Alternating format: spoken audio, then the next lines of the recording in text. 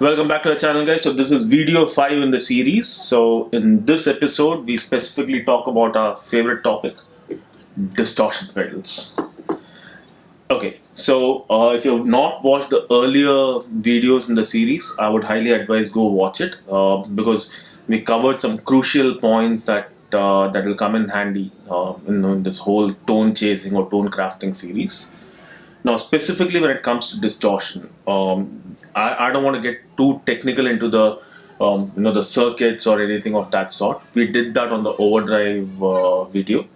So we're just going to talk about the practical types of distortions and how to use them. So before we get into it, guys, please subscribe to the channel. It will be very helpful. And if you like this video or you find the series useful, please hit the like button and maybe the notification bell for future videos. Now, the next step, when we talk about distortion.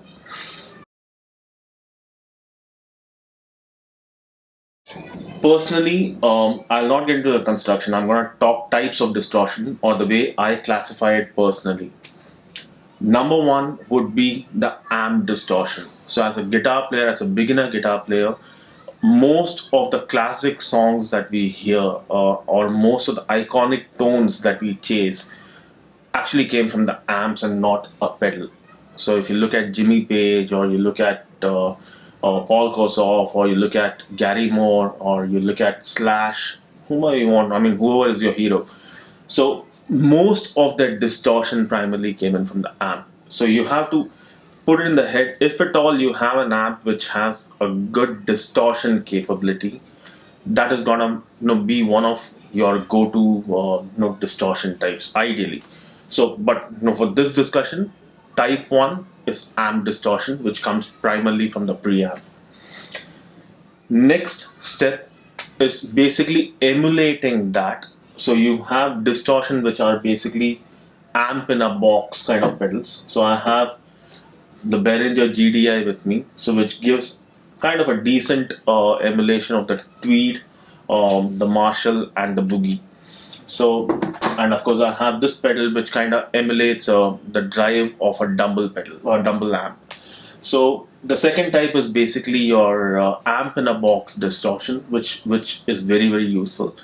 And third is basically standalone distortion pedals which have their own characteristics or color. I have one no example here. Sometimes, and this is basically the third and the fourth type together. So individual distortion with their own color, and sometimes they are tube based and kind of acts like a preamp on their own.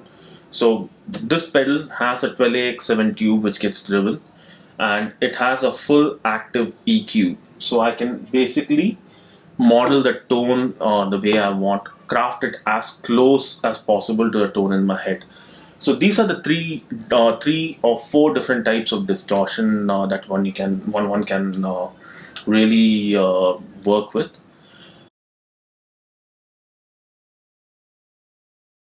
Now, there is one golden rule of distortion that any beginner guitar pedal user or any beginner guitarist should be aware of. Less is more.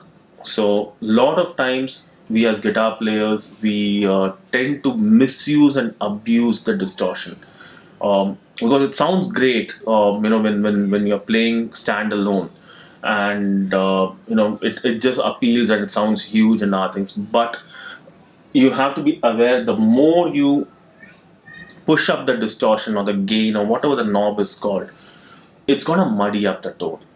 So do not walk into that territory of where your tone clarity or your signal clarity is compromised. That is rule number one. Rule number two is basically use distortion where you don't, or choose the type of distortion where you don't compete with other frequencies in the mix. Even if you're playing live or you're recording or whatever that you're doing, do not use distortion at levels or colors which will go and conflict with other players or makes the song kind of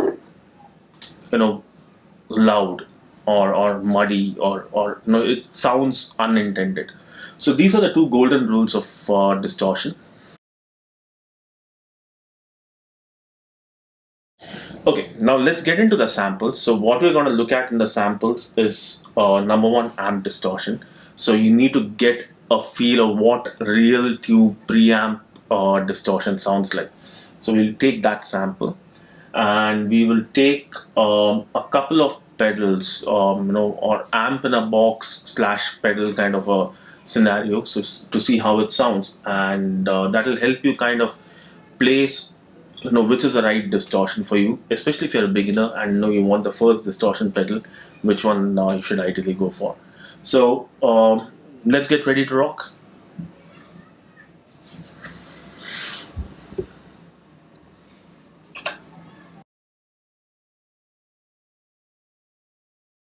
Okay, let's take a quick example of what amp distortion sounds like. So it's going to be a raw sample.